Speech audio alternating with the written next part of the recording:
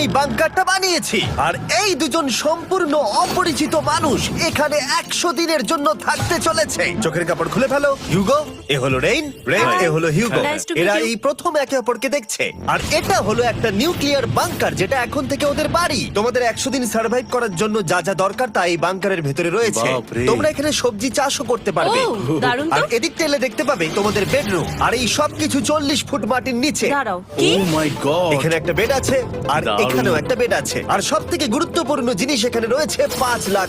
ভাই এটা তো আসল। খুব ভালো। তোমরা দুজনে 100 দিন সার্ভাইভ করতে পারলেই এটা তোমাদের, কিন্তু একজন এখান থেকে চলে গেলে তোমরা কিচ্ছু পাবে না। আমরা কিন্তু বেরোবো না, এখন থেকে 100 দিন পরে তোমরা $5 লাখ পেতে পারো। ওয়াও। প্রচুর টাকার ব্যাপার। ঠিক আছে, দেখা যাক ওরা 100 দিন সার্ভাইভ করতে পারে কিনা।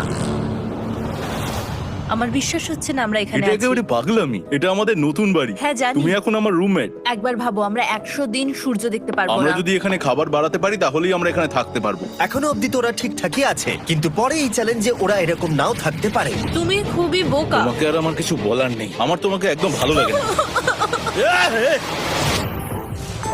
আজকে আমাদের নাইট 1। আশা করছি রাত্রে পড়ে যাব না। Good night Hugo. Good night rain.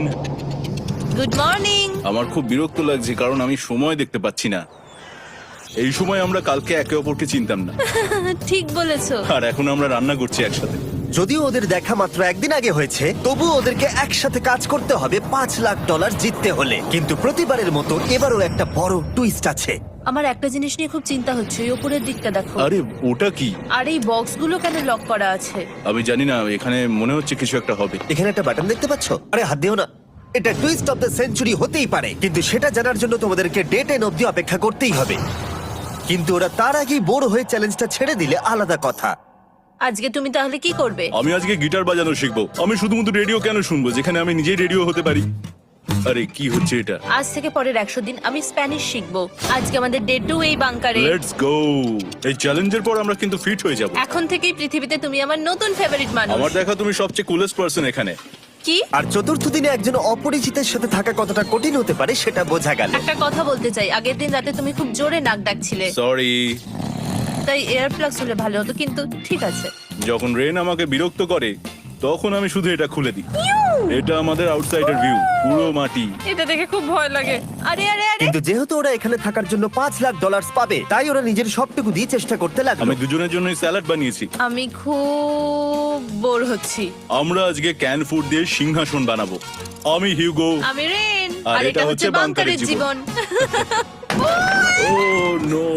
আর ডে 10 আসতেই আমি আমার স্পেশাল অফারটা ওদের কাছে নিয়ে এলাম। ও জিমি। ঠিক আছে, আমি এবার এই চ্যালেঞ্জের টুইস্টটা তোমাদেরকে বলতে চলেছি। এখানে তোমরা দুটো বক্স দেখতে পাচ্ছ। হ্যাঁ, আমরা সেটা আগেই কি দেখেছি। মনে হয় এখানে কি আছে? একটা বাটন। একটা বাটন। ও মাই গড। একটা হ্যান্ড স্ক্যানার, এবং অন্যদিকেও আরেকটা হ্যান্ড স্ক্যানার।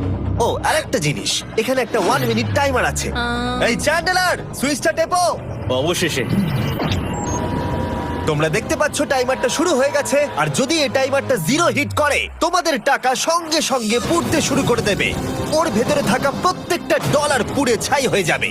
আর আগুনের হাত থেকে ডলারকে বাঁচাতে চাইলে তোমাদের একসাথে কাজ করতে হবে। এটা খুবই সহজ। তোমাদের হাত ওই স্ক্যানারে রাখো, আর এই দেখো টাইমার থেমে গেল। সুতরাং প্রত্যেক দিন যে কোনো সময় এটা হতে পারে।